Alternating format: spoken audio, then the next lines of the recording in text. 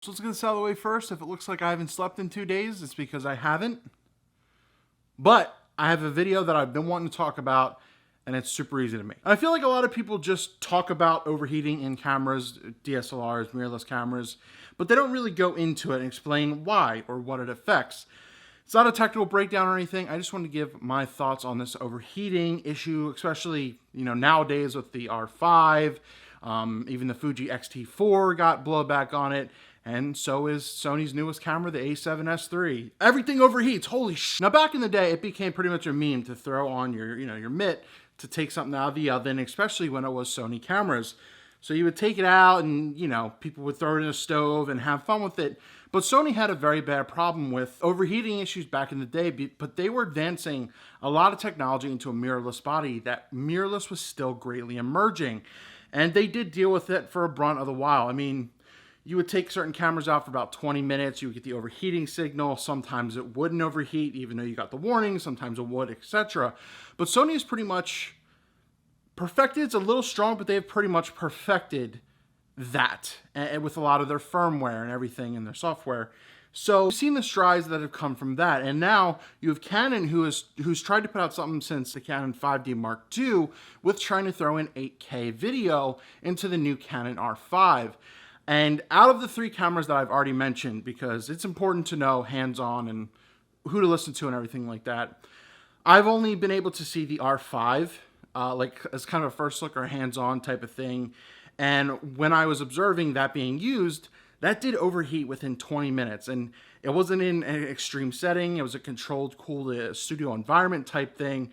So even the environment didn't take into account. So even if it's in a cooler controlled setting, it's still going to happen. And once again, I think it lasted about 20 minutes before you couldn't really even use the R5. And that's why Canon has taken a step back. And I think they've pretty much delayed everything because they're really trying to look into that issue. And I think they can easily fix that. I don't think that it's going to be a problem. Firmware, whatever. It's just a big issue in the understanding that this is not in regards to a stills photography discussion. This does not impact stills. Once again, this is for video and video only. So if you're looking into stills in these cameras and you want some high advanced video options that you're not going to go too crazy with, they are still amazing options. But the R5 definitely has one of the bigger problems out there right now. The A7S III is pretty normal for trying to do what you can in a sensor, in a camera of the size. These are not cinema cameras.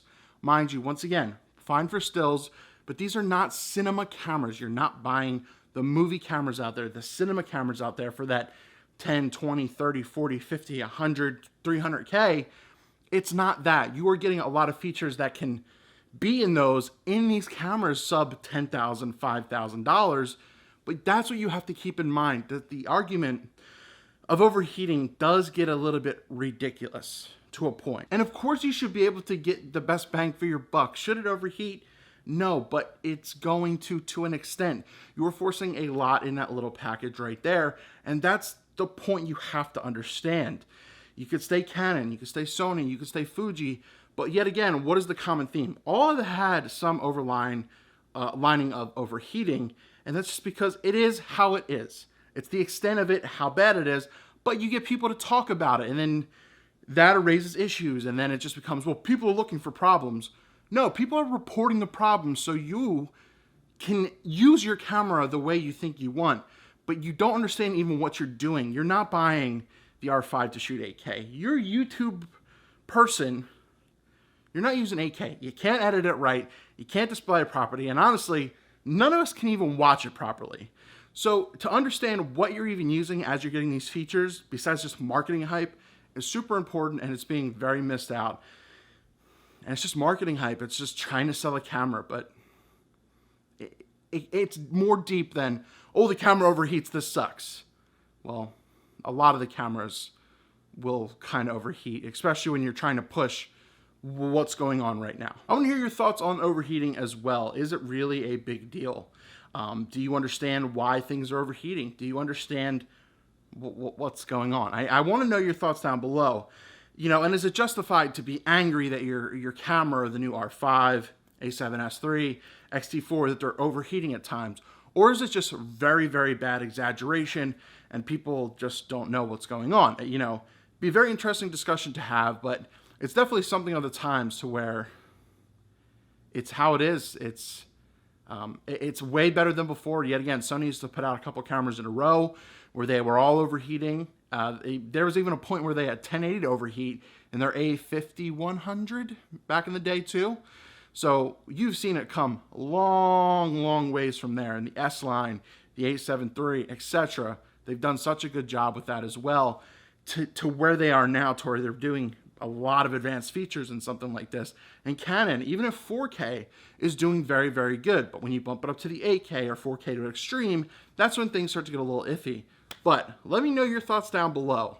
Do you think it's exaggeration, or do you think that this is a legit thing? Once again, keep in mind, it's not stills, it's video-only problems, and it's for maxing out the camera to an extent. It's very situational, but the R5 does seem to have more of the problems right now, but Canon's looking into that. Does that still deter you from looking at any of these cameras, even though people are saying they're pretty much fine for the most part? Let me know down below.